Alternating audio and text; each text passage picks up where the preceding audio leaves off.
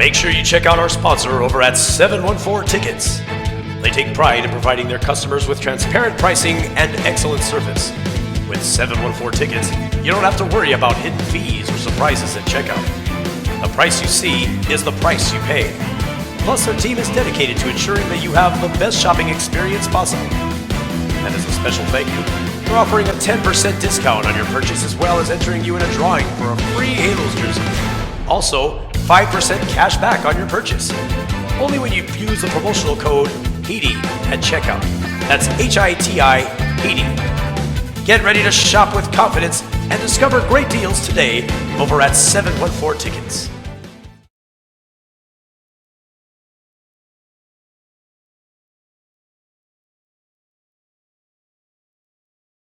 Hey, welcome to the Halos in the Infield flagship podcast with your hosts, Todd Fox, Fernando Mendez, and Courtney from Riverside. Hey, welcome into another episode of Halos in the Infield, the podcast form, the flagship, with your host, Todd Fox, and the other host of the show, the Lone Star Halo, Fernando. And we have another special guest making his second appearance on the show, all the way from parts unknown. We got Frankie Kazarian drinking a water. That was his cue. Parts unknown, Southern California. Yeah, representing SoCal, the parts unknown chapter from SoCal. Yeah, man. What's up, guys? Are you still in the Yucca Valley territory? Yeah. Okay. Still out here, still out in the middle of the Mojave Desert, man. Right where I belong. Okay. So with that being said, have you gotten to go to the new hockey arena? Did you get to do that? Acrisure Arena. Is that what it's called? It's called Acrisure Arena. Yep. As a matter of fact, I was there on opening night. The night that it opened to see Dave Chappelle and Chris Rock.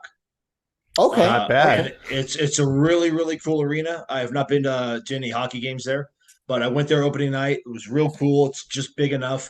And then for my wife's birthday this past May, I took her to see Shania Twain. And that was phenomenal. Just the sound, the acoustics in that building are excellent. Real cool building, and it's good for people like me that live out here that don't necessarily want to travel to LA, San Diego, Orange County all the time. Now it's just a little bit down the road, and we got a legit arena, so it's real cool, man. Yeah, they have there's already a ton of concerts or venues in that area because of all the casinos.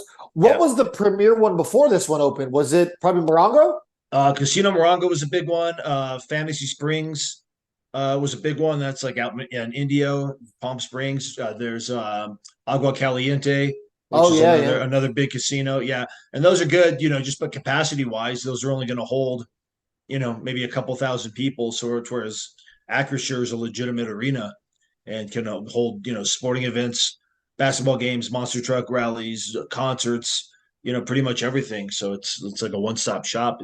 It's cool, and it's good for like the acts that don't really have any place to play in between, like Los Angeles and like Phoenix, for example, or going out to Nevada. This is kind of that in-between stop that that was never really offered before. So it's real cool, man. And they've got some big acts come, like Kiss is going to be there, Madonna. It's like really.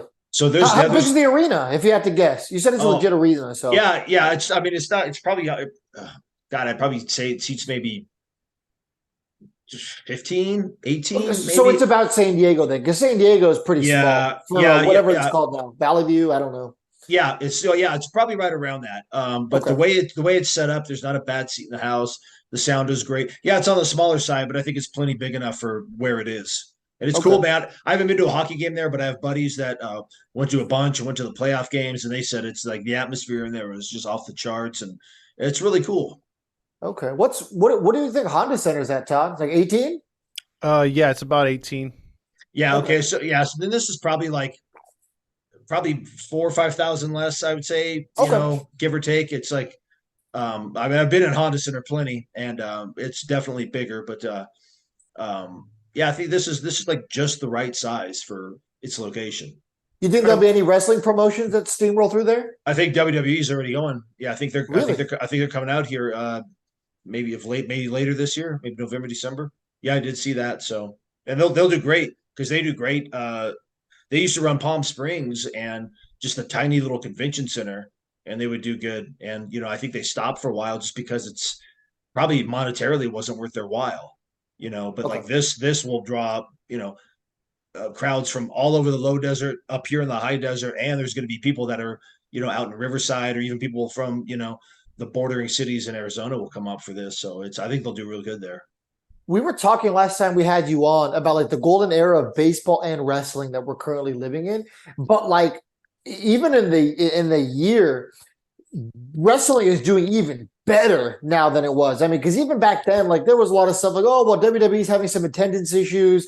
But I mean, they're doing these giant stadium shows all the time. AEW did the whole thing. Was it Wembley?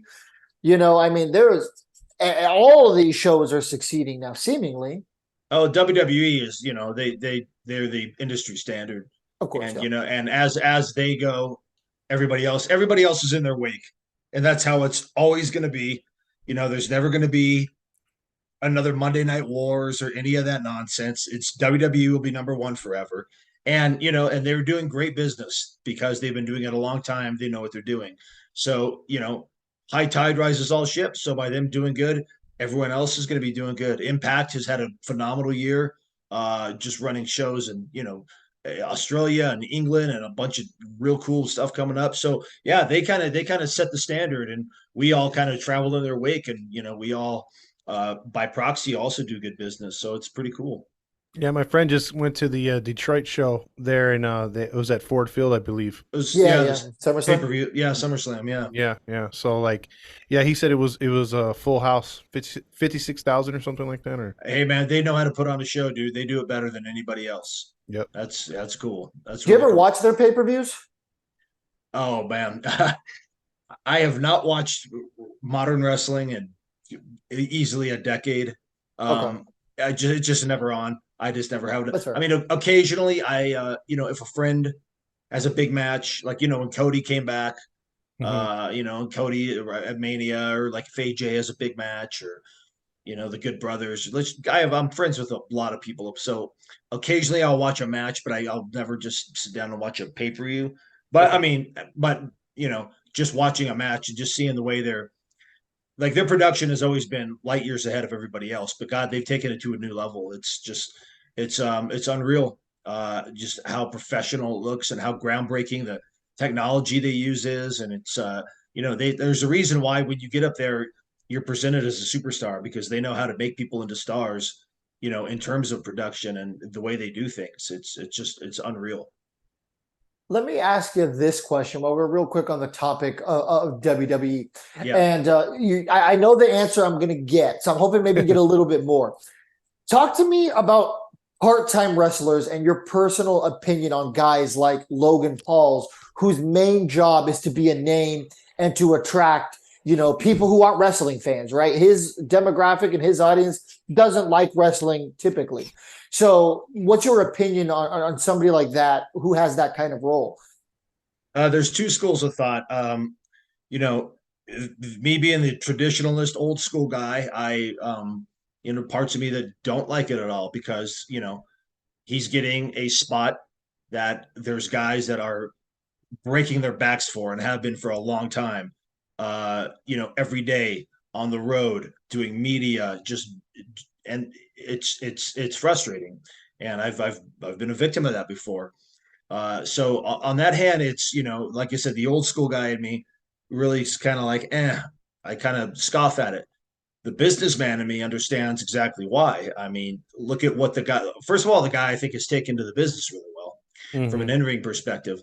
Second of all, more people are watching Instagram videos and TikTok nonsense and YouTube than are watching regular cable television. So he's bringing in a lot of numbers that wouldn't probably be there, whether we like it or not, whether we like him or not. And pro wrestling, for whatever reason, has always been real thirsty when it comes to wanting this mainstream attention. Like we can't really exist in our own bubble. They're always craving for, it's wrestling oftentimes to me always comes off as desperate to like, please like us, mainstream media, please. Because wrestling's kind of that dirty little form of entertainment that people kind of put in the corner and don't talk about, even though there's a lot of fans, because it is a very cool form of entertainment. I wouldn't be doing it if it wasn't. Yeah. So I see, both schools of thought, and guys, good on him for being able to come in and be a part-time guy. But if there's resentment in the locker room because of that, I understand that too, man. It just, Well, those are the two ways to look at it. can I piggyback off that comment or that question? Sure. I want to ask you, to get your most on point answer on this one. If you had to choose, though, which type of Frankie to be in that situation, say for instance it's Bad Bunny or it's Logan Paul, do you take a bump for them, or does Frankie want to beat them down in the ring?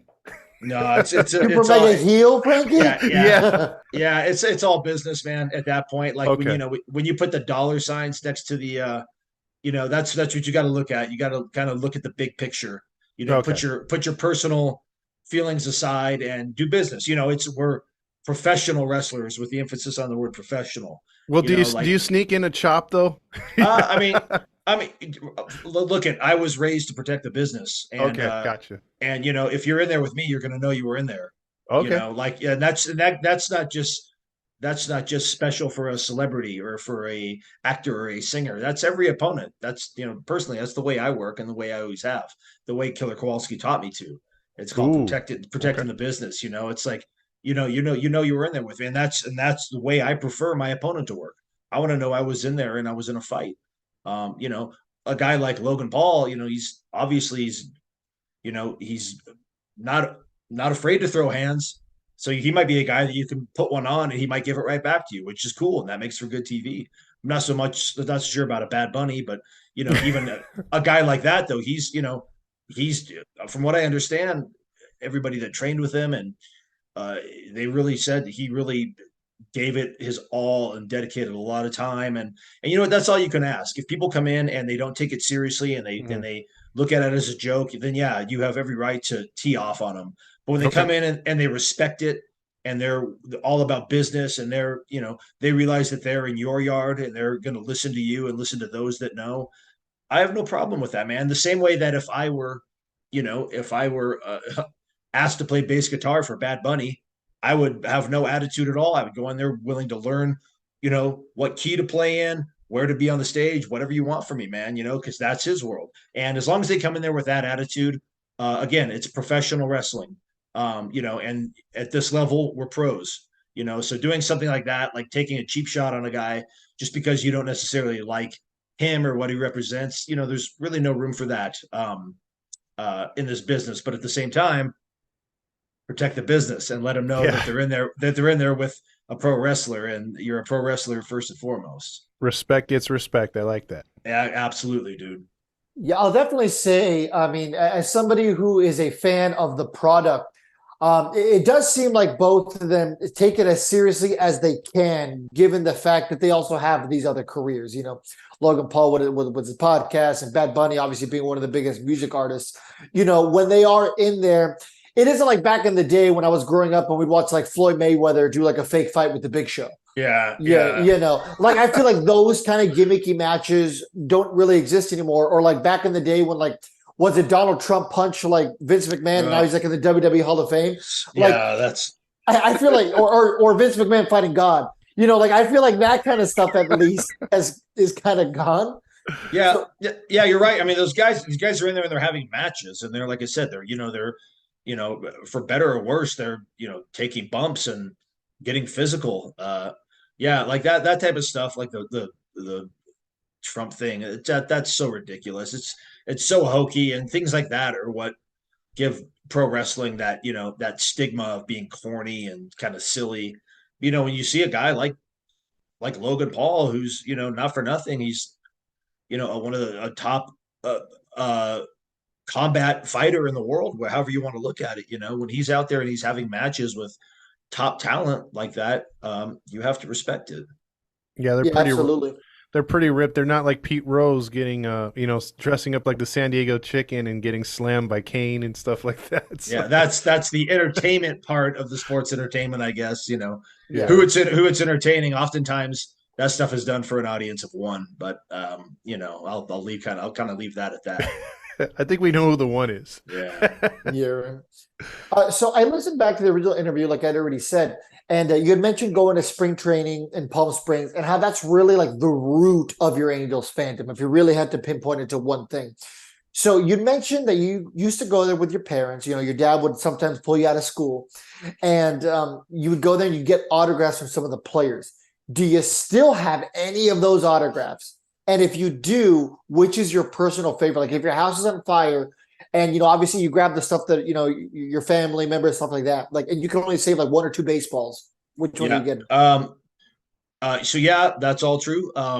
My favorite, it's weird. As a kid, I was never in. As an adult, I'm not. Thank God, I'm not a big collector.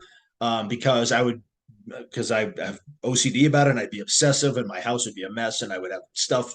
I am top that to person. bottoms. Okay, yeah. See, I'm glad I kind of pull away from that because I would be that person. Because there's between rock and roll and sports and everything, there's so much cool stuff that I would like to have, but I have to have self control. But I did. I would do that, and like I didn't know about getting autographs on balls. I had an autograph book when I was a kid, just a book that had autographs on it, and I would have guys sign pages. I got a couple balls signed, but my favorite I remember was because I was such a huge fan of this guy at the time, and since we're talking Angels, was Jim Abbott. Mm. And he was we were waiting around outside. There's a park, like a public park right outside where the Angels stadium is still there.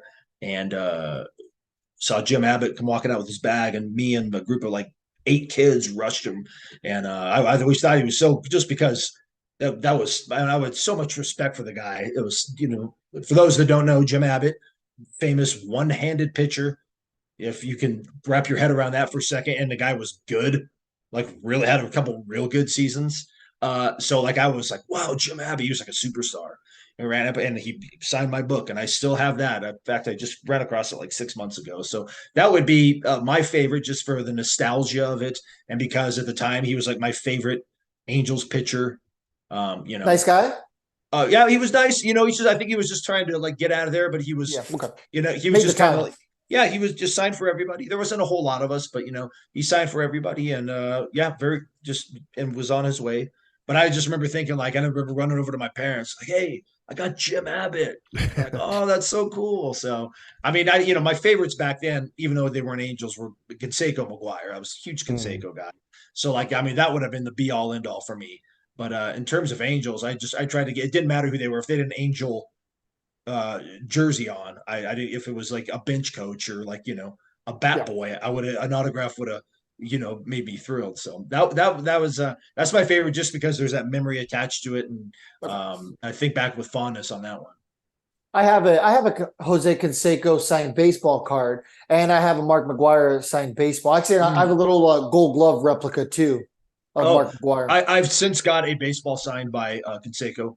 A buddy gifted it to me years ago, just to have, because I was such a big Canseco mark, and so I do eventually get that, but I didn't get it myself. But I did get to at this same stadium, they had batting cages right down the foul lines, and I remember just my fingers in the fence watching Canseco take batting practice, and just like 8 feet away from him, and just being like, my God, he's a giant. He was like a monster. Kid. Oh my God, he did. He looked like a wrestling guy or a comic book guy. He was the first guy that was real jacked and big, and like I was a little kid at the time, so just remember being enamored. And then like he stopped and McGuire got in. I was like, this is awesome, man. So cool. Well, so we're on the topic of Jose Canseco. I want to ask you this as a baseball fan, and don't be ashamed of your answer, because I know what it's going to be, and Todd and I agree. Steroids save baseball, correct? If we're talking about the '98 season and the McGuire and Sosa, I would say so. That at least brought back the lapsed fan and got America invested in baseball again. 100%, man. Like 100%. You can't argue that. Yeah, it's just such a shame that baseball just puts a negative mark on like that era of baseball. That's what the game needed at that time, right? Like you said, I mean, after the strike, people didn't care about baseball for half a decade. Yeah, 100%. And then what really still rubs me the wrong way is that Congress got involved. Like, it's like, don't you have way more important crap to like worry about? Like, what do you stay away from baseball? Get out of here. Like, Yeah. I hated seeing, Palmero and all these guys in the hearings, and like, it was just so like, it was like, we're going through this again, man. Like, come on. But yeah, no, you're right. I mean, what was it? It was that and Cal Ripken, right? Yeah. That was Cal Ripken breaking the streak was the first thing that really, was kind of like started to erase that bad stigma of base of that strike, because the strike was what, 94, Yeah. 95, 94. Yep. and the Cal Ripken was, I think, 96 Yeah. or 95. Okay, so it was just a couple years later. So I think that was kind of the first where people started like, oh, okay, and then that 98 summer, He it just broke got everybody. Cal broke that streak against us, by the way, against the He Angels. sure did. He sure did. Yeah, he sure did. They were just showing that At least it was in because Baltimore. Yeah. he did the lap. I remember, and like he ran by and all the Yeah. Angels. That's when we had those rotten uniforms, like the gray with the pinstripe and the. Here we go with this yeah. again. I know. Yeah, I will definitely say that I definitely think that's what baseball needed. That was a shot in the arm that they needed, and I mean they're still writing the success of that. But yeah, that Cal Ripken streak will never ever be beat. Not a doubt in my mind. We will never ever see that. No, it's a different game. Baseball is so much more of a business now. Not just baseball, all sports. But there's just so many. These players are, they're. I don't want to say their best interest wasn't really in mind back in the day, but it was much more of a player's game.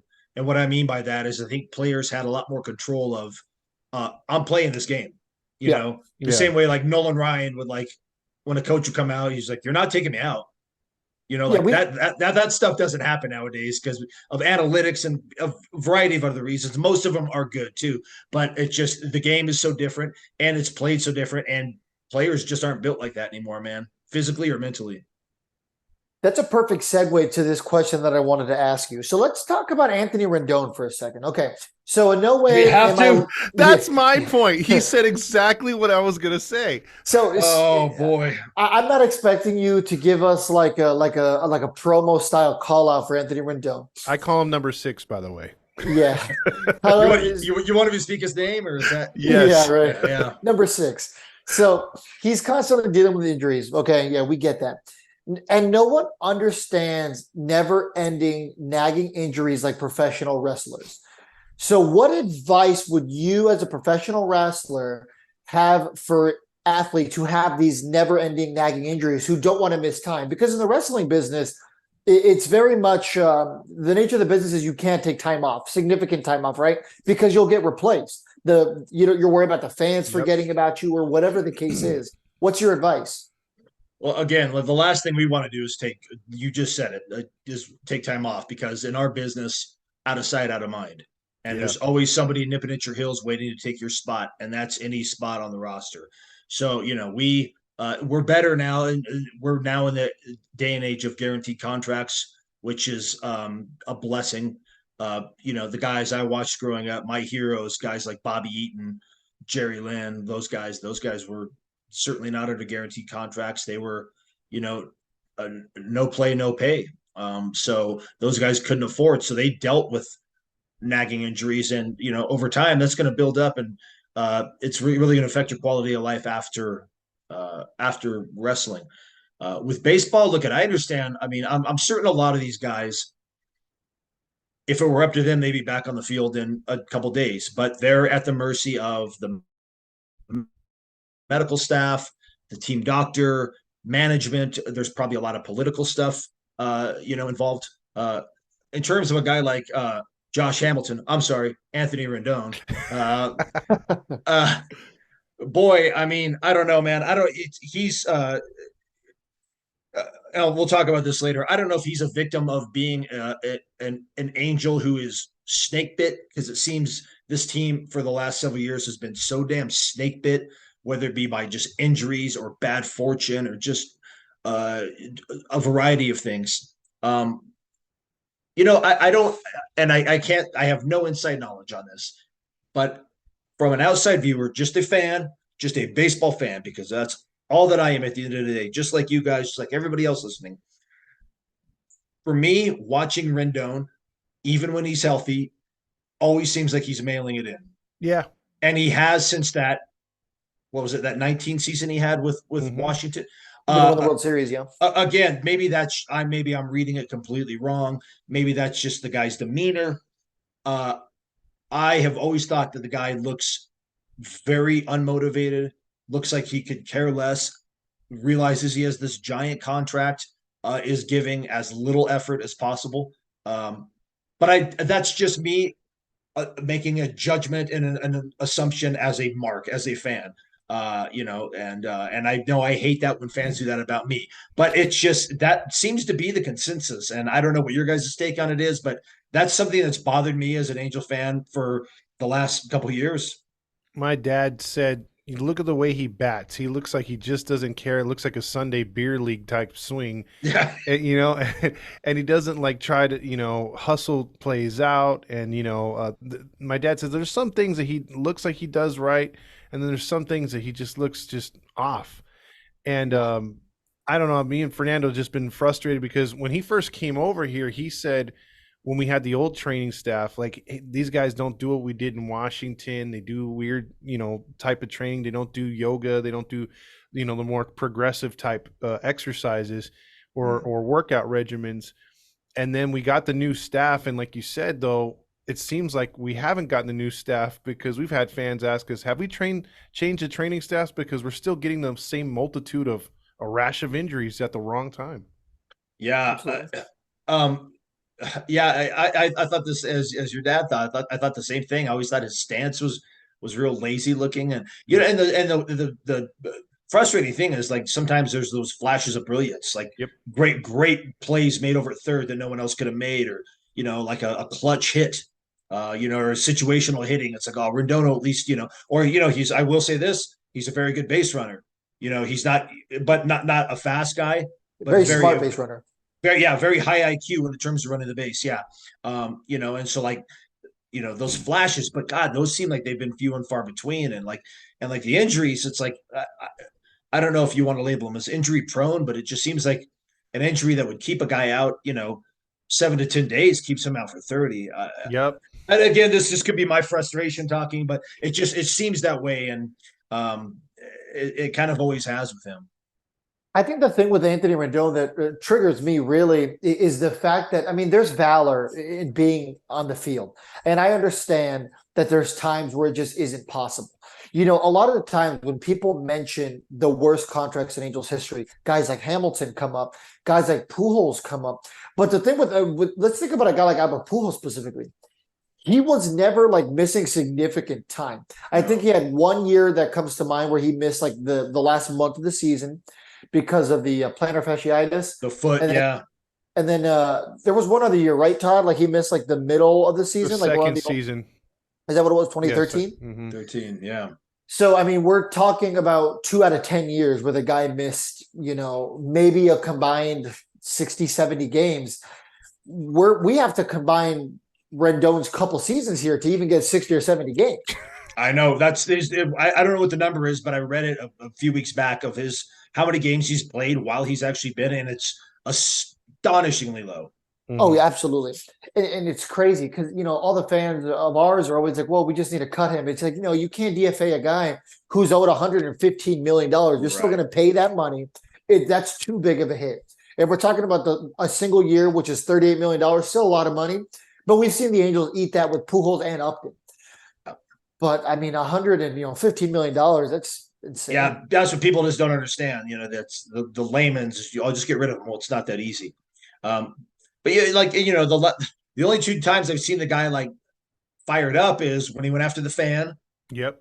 And then when I was actually at this game when they had that brawl with Seattle last year. Mm-hmm. I was actually at that game. Yeah.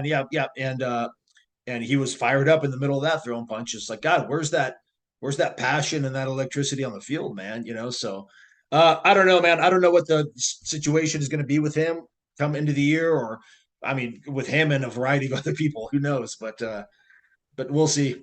Yeah, this team could look vastly different. That's for sure after the off season.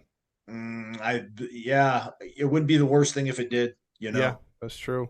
Yeah. One thing I got to ask you real quick, if you could point out a Angels player right now that would be a guy that could possibly be a wrestler, which one would it be? It wouldn't be Rendon. He can't take a bump. No, God, no. Rendon's a soap bubble, man. You kidding me? He'd fall apart. He would turn to dust the minute you hit him. Um, uh, so okay, I'll give you a couple. I think if you put Otani, uh, he kind of even looks. There's a famous Japanese wrestler named Okada. I'm sure you guys know who he Yep. is.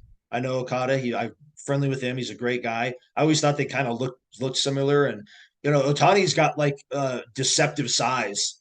Like Mhm. he's Yeah. tall. He's tall and appears lanky, but like when you see him, like Todd, you were at the game last night. I don't know where you were sitting, but when you like see him, it's like he's a big guy. Yeah, he's You know, he's huge. yeah, he's a big guy. So I could see him, and he's very athletic. I could see him, he'd probably take to wrestling. He'd teach the guy how to wrestle for a week and he'd probably be one of the best in the world. That's the kind of freak the guy is. So he would be good. Absolutely.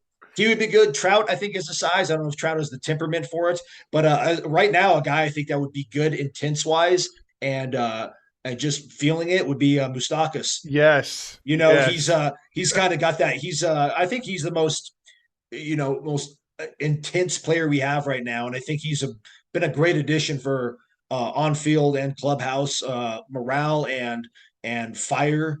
So I think Mustakas, in terms of personality, he would kind of fit right into that. I don't know if you saw in the last homestand, but he had hit a home run. And he still had the Kabuto hat on. And the very next pitch they threw at Renfro, and Renfro almost got hit and he got dropped.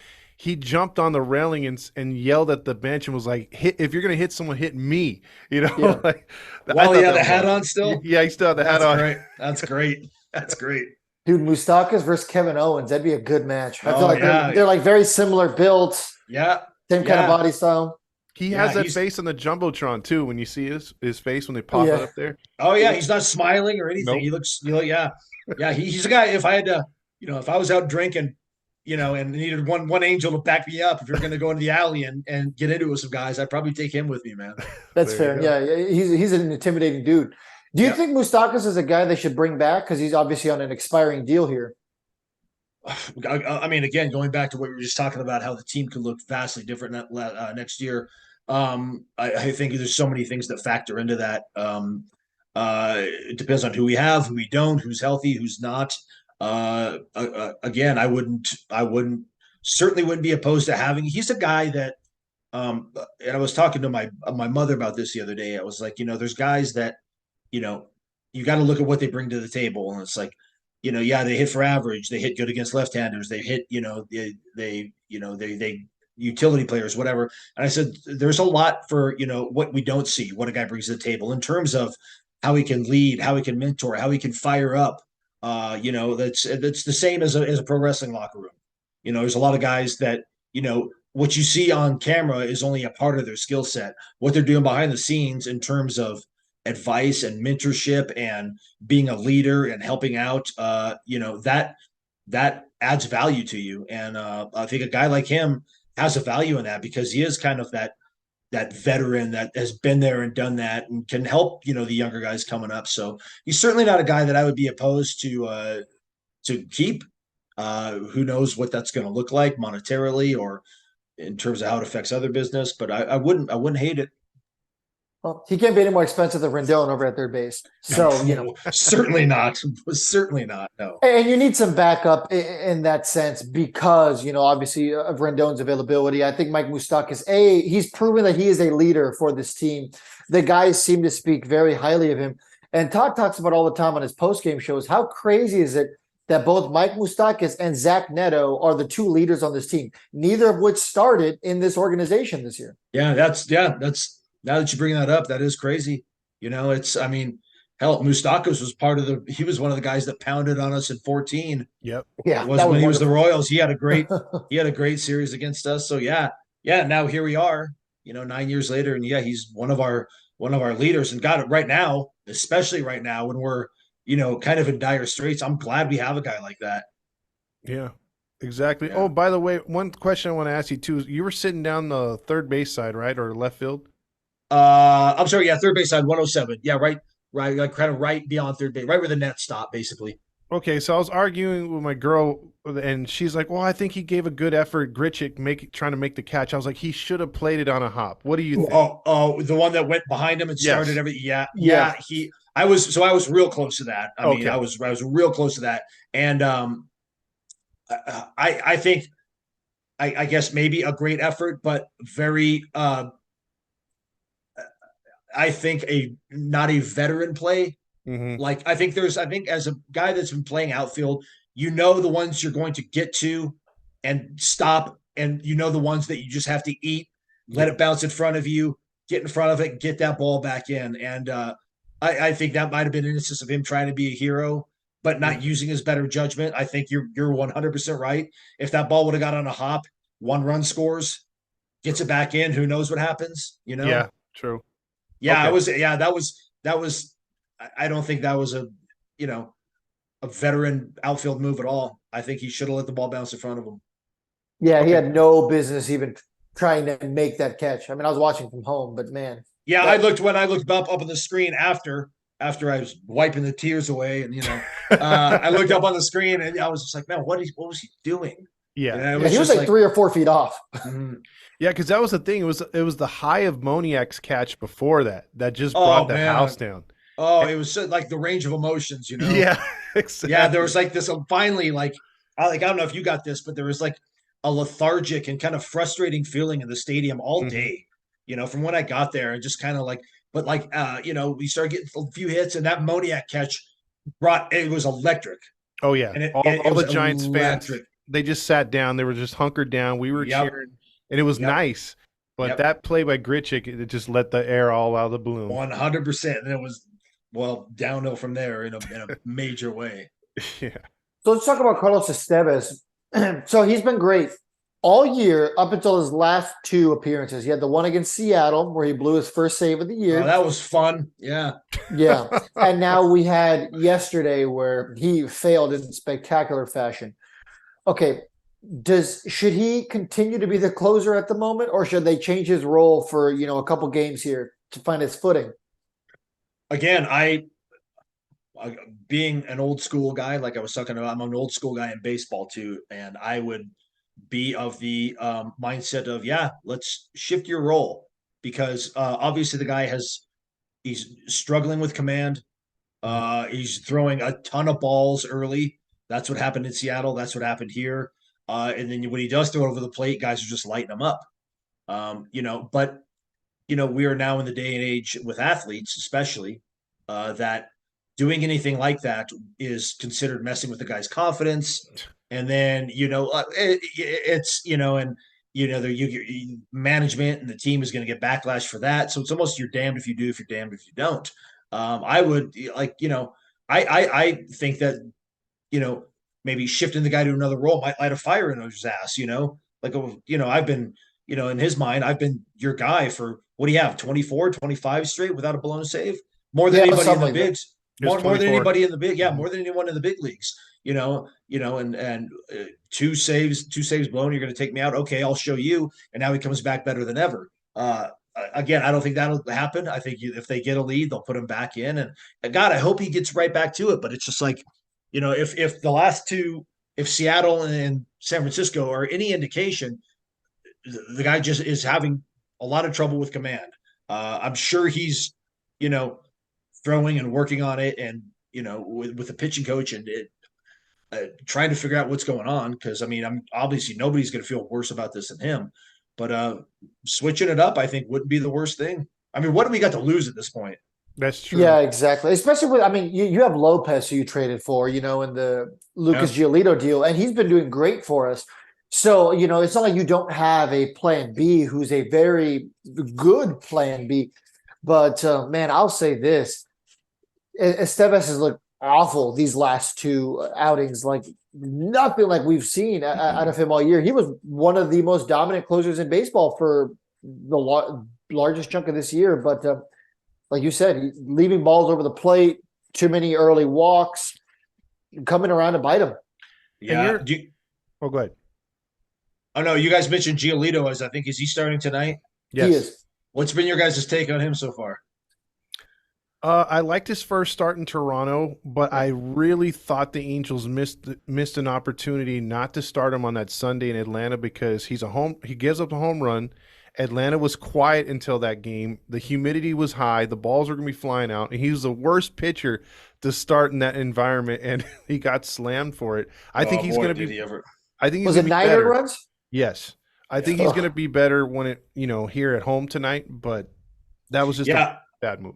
I haven't been impressed thus far. Let's just say that. I mean, I know the guy was really good, and I didn't know much of his stuff, but his reputation, and his stats said that he was. But the two starts were, a bit shaky. So it's like I'll give him tonight, man. Let's maybe he's the key to get us back on track. Dylan Cease is what everyone wanted. I think I think we just got away with Giolito. I think Cease would have been the better guy because he's clearly their ace. I agree. Yep. Yeah, the White Sox, I don't think, had too much interest in moving him. When we're talking about the White Sox, what are you guys thinking about what Keenan Middleton said about the White Sox and how dysfunctional that organization is? Did you hear about that, Frankie? I know Todd did. I read that. Yeah, I read that today. Yeah. It's crazy. Yeah, and he's not the. I mean, they got I feel their pain. I mean, as bad as our situation is right now, at least we're not like a dysfunctional mess like that. We're just we're playing poorly, and we're making a lot of real stupid mistakes, and but we're not like dysfunctional with like infighting and things being said about that. I don't know. I mean, that's not the first time I've heard that about that organization, but at the same time, I've also now hearing people say that this guy just slams every place he's been. I don't know, man. It's ugly. That's unfortunate for those fans, I mean, because they're having a rotten season, and now you throw this on top of it, just kind of pile on. That sucks. I mean, I feel their pain as a White Sox fan. If you were a White Sox fan, it's just And then Anderson getting knocked out the other night too. And then get suspended for 6 games. Can you imagine getting put to sleep and then getting suspended for 6 games? Someone told me that the Odor one or the Batista one was worse because he took it to the face, but I said, but he stayed on his feet though. Yeah, no, Odor rocked Batista. Yeah. But Batista just kind of turned with it and was still fighting. Anderson that was a solid shot. I've never seen that in a baseball fight. No, me neither. Like that was like he just, and it was kind of just like a blind overhand right he just threw. Yeah. And like you could I was watching clips of it this morning on the NMLB network in slow-mo, and you just saw it, like, and just woof, like he just dropped. Like it was a clean shot, man. It's like that's like the White Sox season in a nutshell. Exactly. It didn't look like it was that good of a punch. It looks like it just got him in the right time. You know what I mean? 100%. It got him in the right spot. And he was kind of leaning into it, and it was just, like I said, a big overhand soup bone haymaker, man, and it just caught him. It's that's the thing with punches. It's like it doesn't have to be the hardest punch thrown, but if it catches you, right in the chin or right on the temple, it'll put you down, put you out. Because Tim did everything right. I mean, he looked like a hockey player. He threw down the glove, and he was like, all right, let's go, square up. And then when he got hit on that glass jaw, that was it. Yeah, that's what looks bad, is he's the one that squared up first. Yeah. And then he's the one that got dropped. And he got suspended for 6 games. And I think today he got hit. Oh, did he? Oh, did he? Yeah. Rough week. Today or yesterday he got hit. Yeah, I was like, man, not a good week for the guy. Poor bastard, man. How often do guys get knocked out in a wrestling ring? You know what I mean? Like, let's just say like there was miscommunication on a hit or something, and, on a bump. Oh yeah, I mean it happens. It certainly happens. Luckily now, the more we know about CTE and concussions and stuff, like if it does happen, we're all pretty much trained on what to do. It's like if a guy gets legitimately knocked out, the match is done. We don't care. We don't care about storylines, angles, anything. It's like we're done. Yeah, because you could change that later. You could write that in later. It's faith. It's entertainment, man. Yeah. Look at what we're doing is we're entertaining. Like those concussions, we know the serious long-term effects, and it's like we're not messing around at this point. So the good thing about that is when it does happen, now we know how to immediately navigate through the situation, stop the match, get that person, he or she, help. I mean, it happened, and with wrestling, it can happen at any time. It can happen with a punch. It can happen, taking a big move from the top rope. It can, it just, we're always so prone to that happening. yeah, it's one of those things that, it happens uh, more frequently than I would like, but not as much as it used to because we're a lot more cognizant of head injuries and stuff. It's scary. Concussions are scary things, man. Absolutely. One question I want to ask you, getting back to baseball, what Yeah. were your predictions on this team when the season started? Where did you think they were going to finish? Or Man, I'm such a hopeless romantic with this team. I'm such an optimistic person, and looking at a healthy lineup this year, and looking at how good we started again. hmm I thought, like, I wasn't anticipating, like, 2023 World Series champions, Los Angeles Angels. Certainly have loved that, but I said I think we're going to be this is the year we get respectable and we start, showing the AL West that we're going to be around for a while and not just at the bottom or the middle. Like I thought we would finish respectably, winning record, do well, maybe do well enough to persuade Otani to stick around, change the culture. I was super optimistic, and I wish I was still that optimistic. Look at man, I love like you guys. I love this team, but it's exhausting yes. being Yeah, an all the Angels time. fan. Especially the season. It's exhaust. Last night I was so frustrated. Like on the drive home, I was just like, Oh, I'm not I got giving. your message. Oh yeah, yeah. Well, just that's a preemptive strike. I texted Fran. I said, hey man, I might be a little surly tomorrow. Just want you to know. Uh, but I was like, man, I don't want to give this team any more of my time or any more of my money. It's like I've been on board for 40 plus years, and it's I was talking all types of trash, and uh, it's just because it's exhausting, and like that game last night was such a roller coaster of emotions. hmm Like you said, with the Moniak catch, stealing a home run, and then just that beating we took. And like even my family, like after the Giants finally got out, they're like, "Well, do you want to go?" I'm like, "No, no, I'm going to sit Yeah, here until the last out. I'm Yeah. going to yeah, sit here and I'm going to enjoy this. I'm going to watch it." And I'm just like, just almost sitting in protest and like, yeah. So yeah, I was again, as soon as the season's over, I'm like, well, 2024 World Series champions. I'm always optimistic. It's that optimism has been challenged. Let's just say that, as you guys well know. No, I'm just like you, Frankie. I'm the same way. It's like, I turned the game off that night. I'm like, man, I'm never watching an Angels game ever again. And then the next morning comes, I make our question of the day, I make the lineups, and I'm like, all right, well, hey, let's get Yeah. it today. You Yeah. Yeah. know? Yep. My son was asking last night because he's 10 and he's an Angel fan, obviously. He's an Angels and he's a Blue Jay fan Oh, because my wife's a Blue Jay fan. So, well, at least so you got some hope there. yeah, exactly. Yeah. And he's like, well, why do we have to be Angel fans?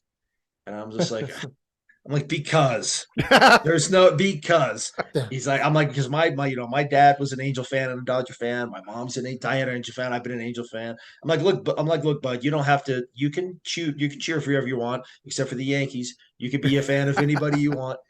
And he's just like, and he's a 10-year-old kid, so he's just like, well, like I don't want to keep cheering for them if they're losing. And I'm like, me neither, son, but I have for years. Like you have to. Yeah. It's like, yeah, he gets it.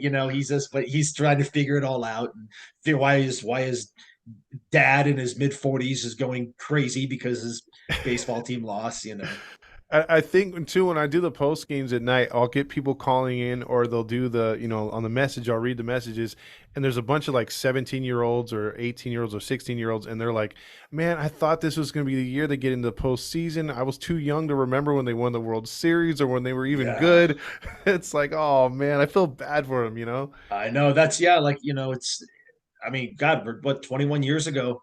Yeah. That was a long time. But you know what? The thing is, the decade that followed, we were Very good. again very good, competitive, winning pennants. Attendance was high. Yep. Everything like we were always in the mix. If we weren't on top, we were right there. Yep. And that was a decade solid.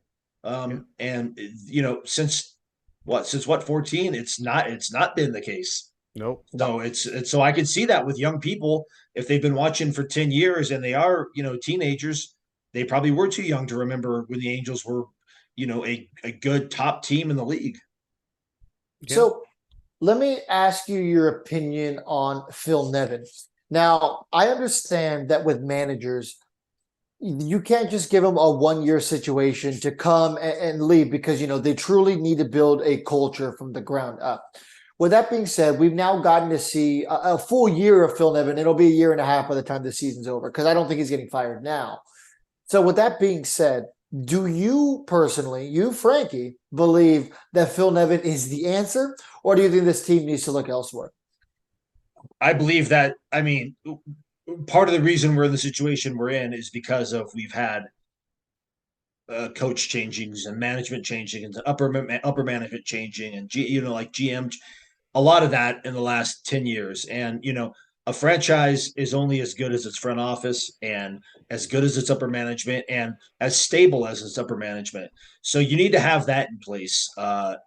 So like, as whether I think Phil Nevin's the guy, I long term is irrelevant. I think sticking with somebody, be it him, be it anybody, is going to be our key.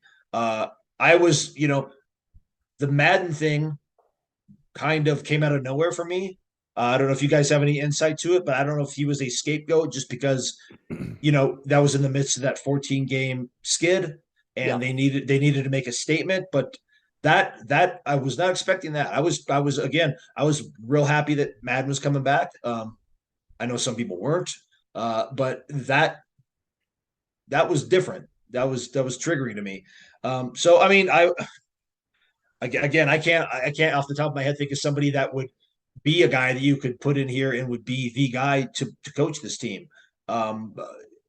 If it's not Nevin, find someone and stick with them. How about Benji Gill? His name is thrown around a lot because he's on the I mean, obviously knows the system, knows the team, has invested interest. Has Benji Gill been a head coach before? In Mexico. So he coached a lot of teams down there in Mexico, and then the World Baseball Classic. He also was manager for Team Mexico, and they had a great run. That's hell, that's certainly an option I think they could look into.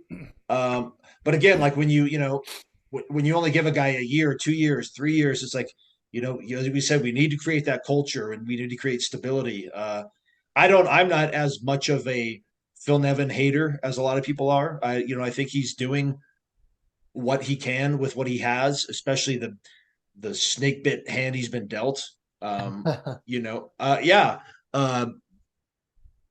of indifferent on him, man. It's okay. Like, and at the same time, he's only a part of the puzzle. It's like he's not, he's not pulling all the strings. There's a lot of people that are involved in that, but I mean, I honestly think he's done as good as he can. I know there's a lot of Angel critics, Phil Nevin critics that they want Artie to sell the team. There's always Artie sell the team and fire the coaching staff. It's like, okay, and then what?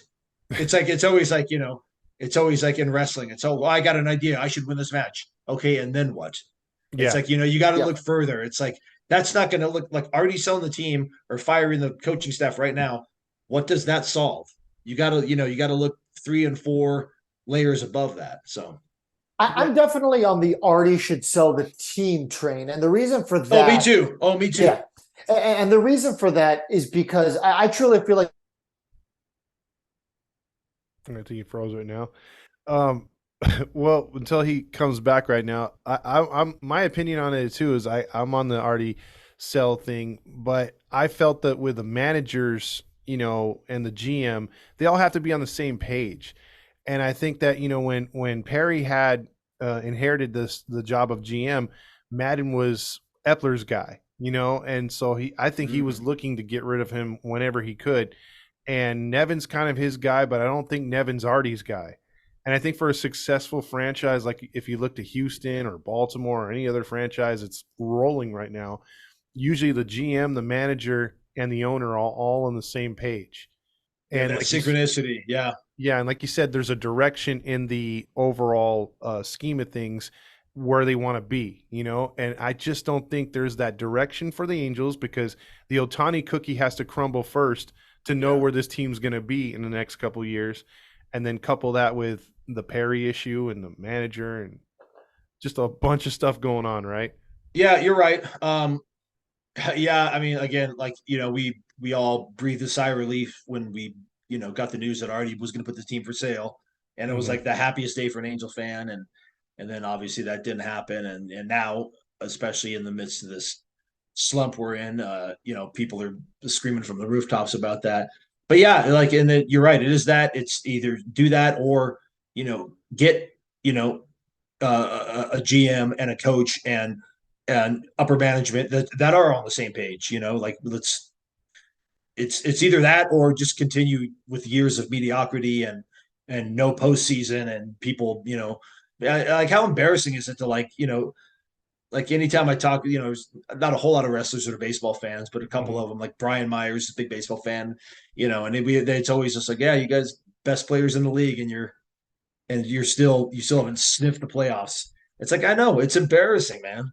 Yeah, it is because you would you would think, as some people think, well, why can't you be like the Lakers? I mean, that's a totally different sport. You only No, need two stars to get there. right, right. You need a full supporting cast, for these players to get where they got to get. So it is frustrating. And when I think about where this season was, I thought, the Angels would maybe, I had a little bit of honkism going. I was hoping that they'd be close to Houston, and then, we'd be battling either Seattle or Texas for second place. And then once the season got going, we looked good. I thought, okay, Texas is going to fade. We'll be right behind Houston. I wasn't even worried about Seattle. Now Seattle's past us. Yeah, And, yeah, yeah, now the series is where it's at, or the season's where it's at. And it looks pretty hopeless. And, like all those years, like you said, of mediocrity, yeah. um, should the Angels have done a teardown in 18 or 19 after Sosha? I mean, there's a lot that could be said about that. Then there's a lot of people are still calling for that, for after this season, it just to ship off whatever they can and just complete. But the thing about that is you can't, like, our farm system is even pretty depleted at Hmm. this point, so it's not like we can build from the ground up. That wouldn't really, in 2018, I think we had a better opportunity to do that. Yeah, I mean, I don't know. I mean, that who's to say in an alternate universe, maybe that we did that and we're somewhere else 5 years later. It's all speculation. It's all things that we say, just wanting our team to be better and perform. Yeah, a teardown could have been the key. Just unfortunately, we'll never know. Yeah, I mean, because we talked about the other day what Baltimore did. There was an interesting video on YouTube how they tore down, and they Mm-hmm. said, we're going to take about a 3-4 year hit, and they lost like triple digits 3 out of the 4 years. The fourth year being the pandemic year, one of the 4 years. Yep.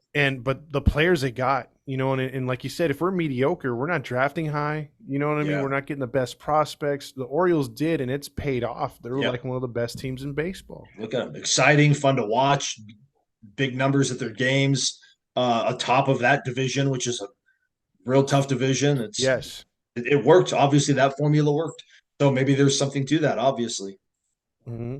Oh, go ahead, Fernando. You were asking a question before you caught up there. Yeah, dude, I yeah. have no You idea what you happened. One of the you wild goose you chase. Mitch McConnell us, man. You from Dude, I went on a wild goose chase. I was like grabbing like my iPad, and I'm like, the Wi-Fi is not working. Yeah, My girlfriend's like, am I being too loud? I'm like, yeah, no.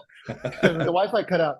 Anyway, so yeah, like I was saying, I mean, if I really had to pinpoint one thing that's wrong, I would think it has to do with Artie Moreno, and it's primarily because of the off the field stuff, right?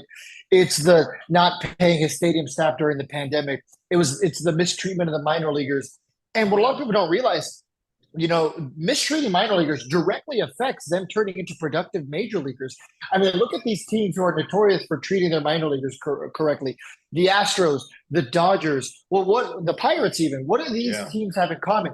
They continuously produce young talent Yep. all the time. Yep. It's everything. So with that being said, I'm totally one of the Artie needs to sell the team guys. Yep. And it's primarily because of that stuff. And let's be honest. I mean, it's been what 20 years now, right?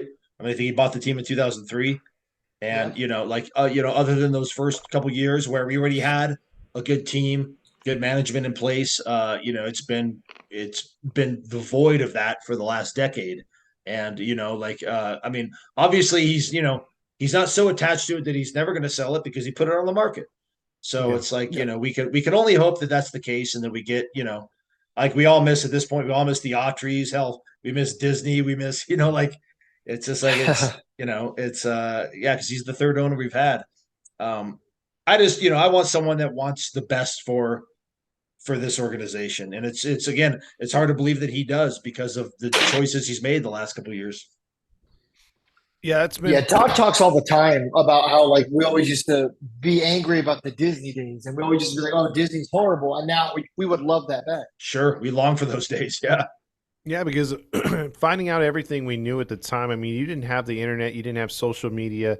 We didn't know, because at the time we were just like, man, Disney's pouring money into this, but then they're not getting results, or we Yeah. didn't know what they were doing with their scouting and stuff like that. There wasn't no Jeff Fletcher tweeting out stuff. So it was like, had we known that, looking back at it now, I'm like, man, that was a well-oiled machine back in the day. And if Disney had held out just for those TV contracts to come in a few years later, like Artie got involved with, Yeah. I doubt Disney would have sold. Probably. Yeah. You're probably right, man. Yeah. Yeah. Um, One last wrestling question I have is I wanted to ask, in your opinion, which version of Frankie Kazarian was the most complete wrestler? I didn't get asked Uh, that earlier. yeah.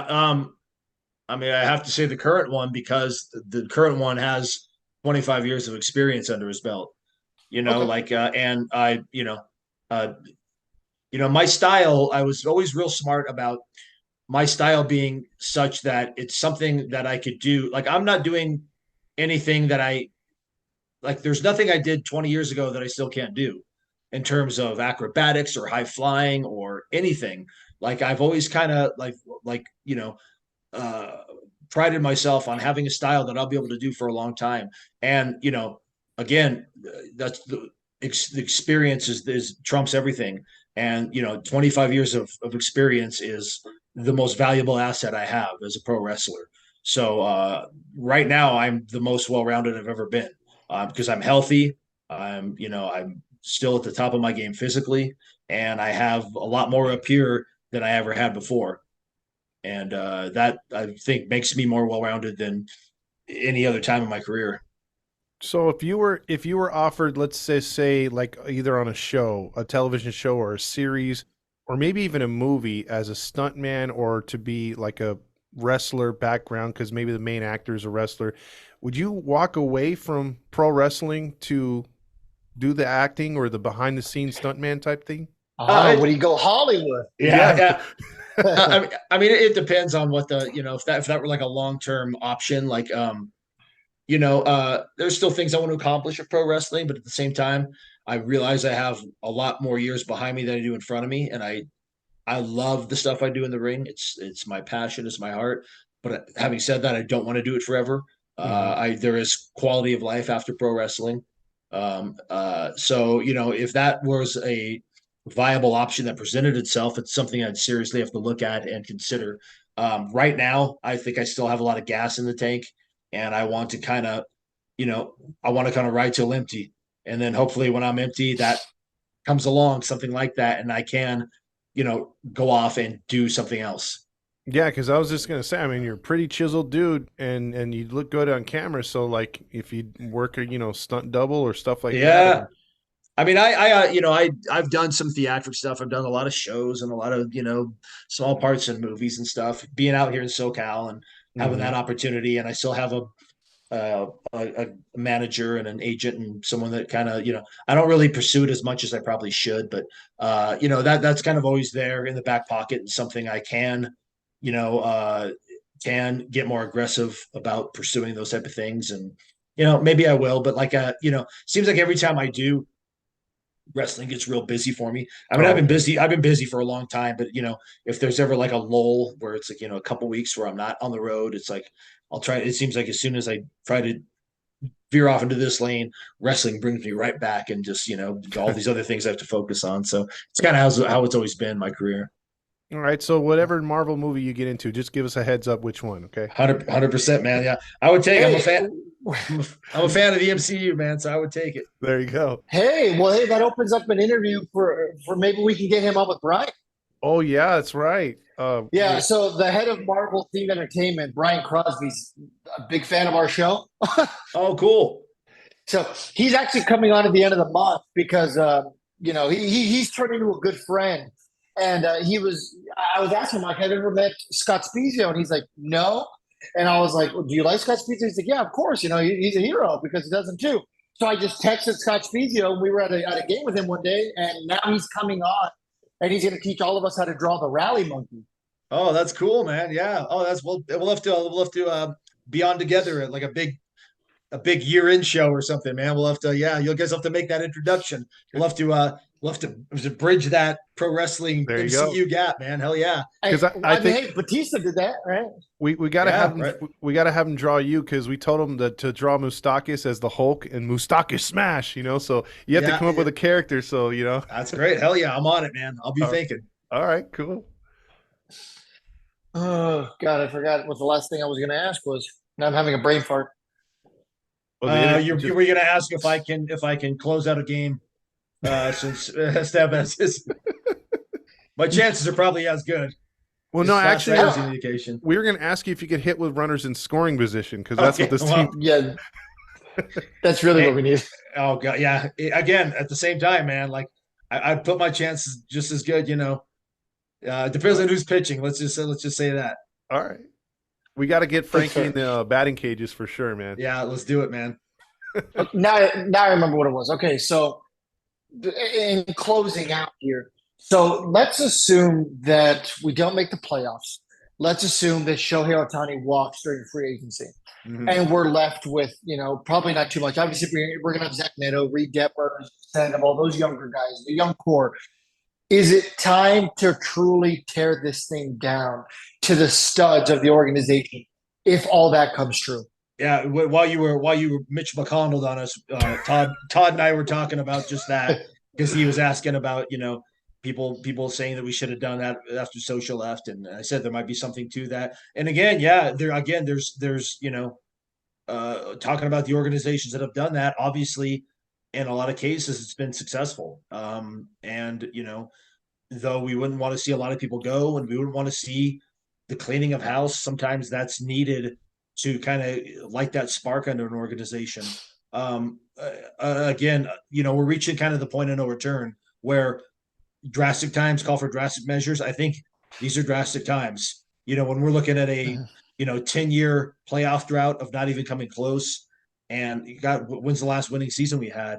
It's getting close to that time, and it's something that if they went that route, I would certainly understand it as a fan. Yeah, we've said multiple times that all we've ever wanted is to have a sense of direction. For the last couple of years, it's been, the trade deadline rolls around and we stand pat, or maybe we sell one or two guys. I mean, last year, obviously, we had the Noah Syndergaard trade, and obviously that worked out for us, and the Brandon Marsh trade, and seemingly that's worked out for us.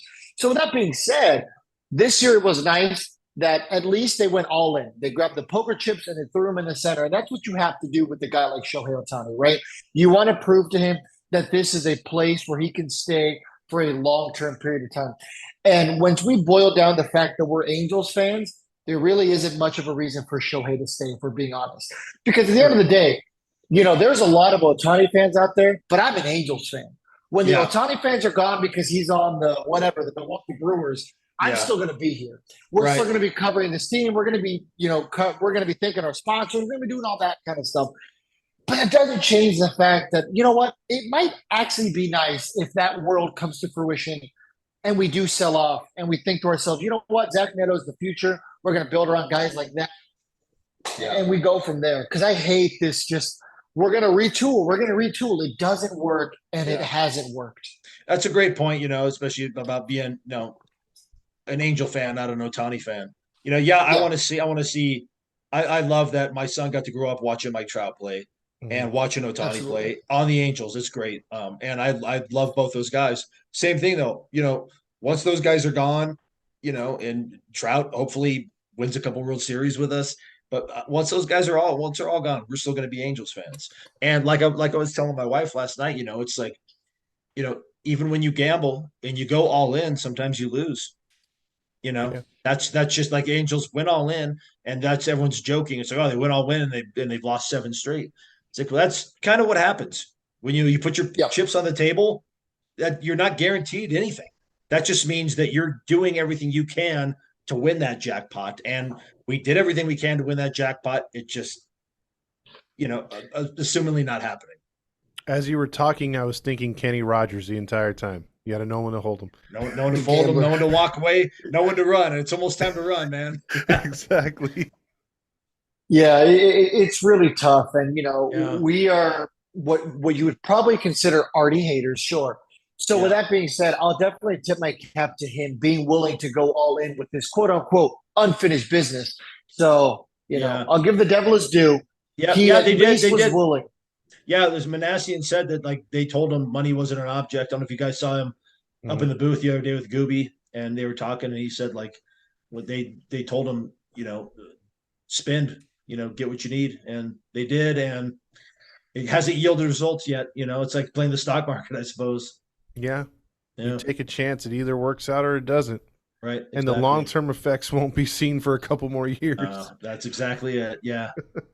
Well, yeah, that's the thing. If there really is a situation where we don't make the playoffs, I mean, you got rid of Kai Bush, you got rid of Cuero. You literally mortgaged your future to also get Moustakis and Eduardo Escobar. So with that being said, if you lose Otani, you're in a situation where you've got really nothing left. Right. And the hard thing about a rebuild for the Angels, not a lot of these guys have trade value. Sandoval and Detmers, they're young guys, and they'll give you something back, but you're not going to get much back for them. And the other thing is, do you want to get rid of those guys with how much control they have left? You're not going to get rid of Neto. You're not going to get rid of Ohapi. Trout doesn't have value much anymore because of his contract. So with that being said, what do you have to rebuild with? Again, we were talking earlier, like our minor league system is depleted as well. So it's tough. We're in a real, talk about a rock and a hard place as an organization. We really are right now. And it's, I can only hope that these are the rough years, and that, in 3 to 5 to 7 years, we're looking back going like, man, remember that rough stretch we had, and look at us now and we're doing good. I can only hope that as a silly, optimistic Angels fan. Yeah, you got to hope that you went through the bad times for a lot of good times in the future. Yeah. Let's hope right now we're at rock bottom. Yep. Yeah. It's hard to imagine it getting much worse at this point. Right. We're at rock bottom. We just happen to have 2 of the best players on earth on our team, which is strange. But yeah, let's hope this is rock bottom, man, because I don't want to. I'm not prepared to dig any lower. Yeah. I don't know how much more I got. No. Oh. That's what I've got. Todd, anything else? I think that we covered about all we could today, and I really appreciate the time, Frankie. I mean, this is awesome. Oh yeah, this is fun, man. This is fun. This is always a blast. Appreciate you guys having me on. The only request I have, though, as a selfish Angels fan, I would love for you to come down to Noble. The drinks would be on us, just to come down and have a beer with you, man. And oh man, yeah, hit me up, dude. Let me know. I would love to do that. I would love to do that for sure, man. Absolutely, because I know they'd like to take a picture of you and put it up there on their wall. That'd be badass. I would be thrilled to. Hell yeah. Okay. All right, we'll set that up, man. Yeah, be in touch for sure, man. And anytime you guys want to chat baseball, I'm always down. I appreciate it. Awesome. Where can our audience hear more Frankie Kazarian, and where can they see you? You can see me on Impact Wrestling every Thursday night on Access TV, without fail. You can, if you want to specifically hear me or read what I text or type about Angels, that's usually on Twitter, Frankie Kazarian, just Frankie Kazarian on Twitter, or X, or whatever the hell it's called. I talk about the Angels quite a bit on there. Like I don't really post a whole lot of wrestling stuff. Sometimes I do wrestling stuff, music stuff, old picks, but I'm pretty consistent about Angels talk, or just putting silly memes up after Angels games, and you can follow me there, follow along the madness that is me, the conflicted Angel fan, and yeah, it's a fun ride, man. Awesome. Yeah, I think the Angels fans can appreciate your realness. Yeah, and with that said, I'm gonna go yell at my TV right now and see what's happening. Hey, we're up 4-0. Are we really? Oh God, that warmed my heart. Awesome, awesome. Hey, don't worry. Something tells me we might find a way to blow it. Unfortunately, Well, you know what? One last thing is last year, so we had the 14 game losing streak, Mhm. and my wife and my wife and my son were going to Disney, and so we went down there in the afternoon, and we didn't really have anything to go. And I go, hey, I'm gonna grab tickets. Let's go to I know they're in the middle of the streak, but it's like maybe this is it. Maybe this is the one they stop. So we went and grabbed some cheap tickets, way up, third baseline, and we went, and that's the game they broke out of the slump. And it was a great game. So it was like, oh, it was so cool. So that was my thought process yesterday. It's like, oh, you know what, man, we'll go Monday night. This will be the game. This is it. And then wasn't the same, but it was still those moments. I'm still waiting for those moments, man. Maybe tonight's it. Yeah. Tonight's it, guys. It's gonna Let's turn do everything it. around. There you go. Miracle. The season starts tonight. Like in the words of That's it. Roger Lodge, the season starts tonight. Yeah, The Thank podcast you, guys. did it, man. that's it. Yeah, right. Appreciate you guys. Thank you, man. That's a lot Yeah. of fun. Thank you. All right. So you can catch this interview here coming up here with Frankie, and we'll hopefully see you at Noble soon. Appreciate the time. Yeah, hit me up. Thank you, guys. You got it. Frankie.